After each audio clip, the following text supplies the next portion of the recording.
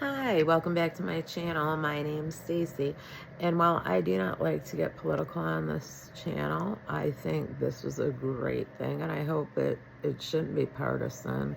And I'll tell you why I don't think it should be. I saw that President Trump was planning to and did pardon Todd and Julie Chrisley, who are in jail for tax evasion, and they weren't in jail for any kind of violent crime. And not just them, but people like them that have screwed the IRS, owe tax money. Well, they can't make money in jail, and they're not,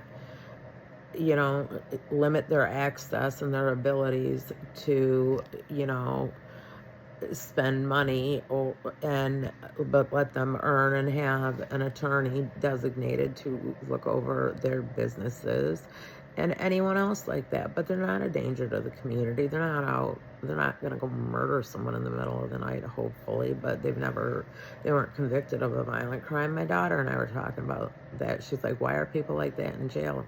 I said, I mean, I could see if it's your seventh, eighth time and they need to throw you in for 90 days to make a point.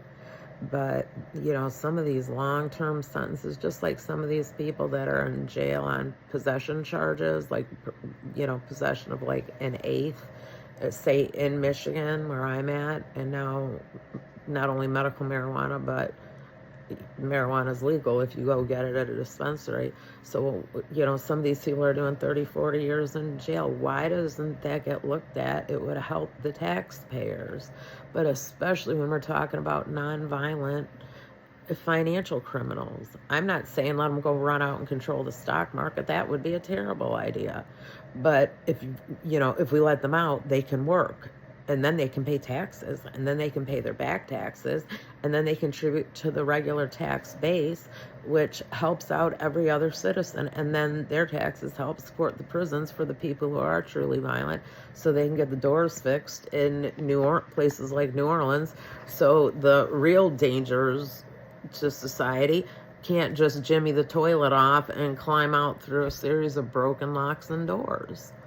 So that's just my opinion. Welcome home to Todd and Julie Chrisley. I am sure they are very happy to be home. I was shocked when they went to jail or prison, and I am very grateful that they are home. Hopefully they are not that stupid again and do everything on the up and up, and maybe counsel others, set up a foundation to help others. But anyway, if you like the channel, please subscribe.